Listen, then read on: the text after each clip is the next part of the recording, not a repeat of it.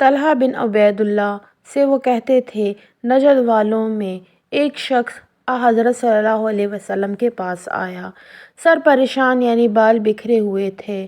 ہم اس کی آواز کی بنبناہٹ سنتے تھے اور ہم سمجھ نہیں پا رہے تھے کہ وہ کیا کہہ رہا ہے، یہاں تک کہ وہ نزدیک آن پہنچا۔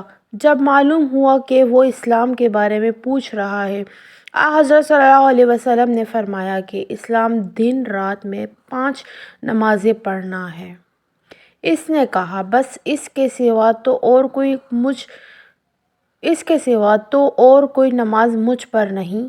آپ صلی اللہ علیہ وسلم نے فرمایا، مگر تو نوافل پڑھے تو اور بات ہے۔ حضرت صلی اللہ علیہ وسلم نے فرمایا، اور رمضان کے روزے رکھنا۔ اس نے کہا، اور تو کوئی روزہ مجھ پر نہیں ہے۔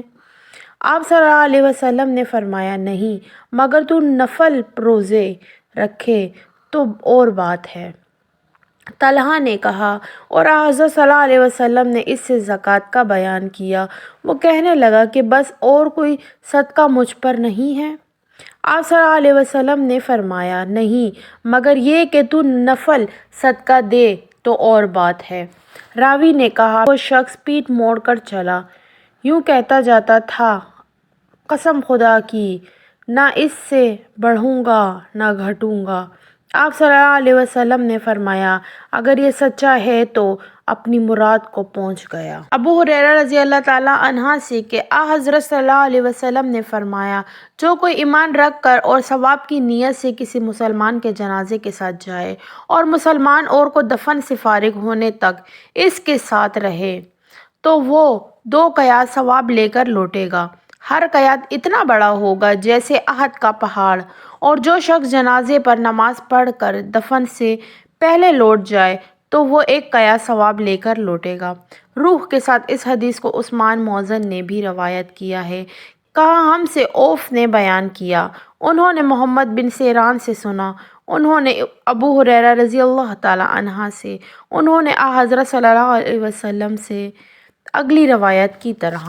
عبداللہ بن مسعود رضی اللہ تعالیٰ عنہ نے بیان کیا کہ حضرت صلی اللہ علیہ وسلم نے فرمایا کہ مسلمان کو گالی دینے سے آدمی فاسق ہو جاتا ہے اور مسلمان سے لڑنا کفر ہے۔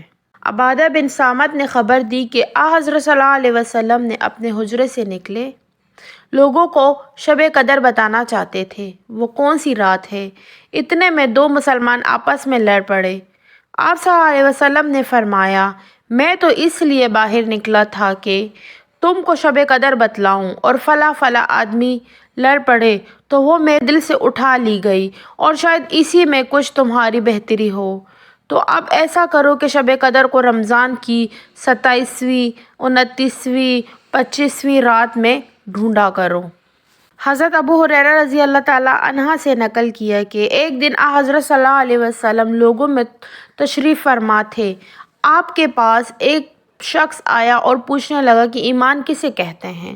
آپ صلی اللہ علیہ وسلم نے فرمایا کہ ایمان یہ ہے کہ تم اللہ پاک کے وجود اور اس کی وحدانیت پر ایمان لاؤ، اور اس کے فرشتوں کے وجود پر، اور اللہ کی ملاقات کے برحق ہونے پر، اور اس کے رسولوں کے برحق ہونے پر، اور مرنے کے بعد دوبارہ اٹھنے پر ایمان لاؤ۔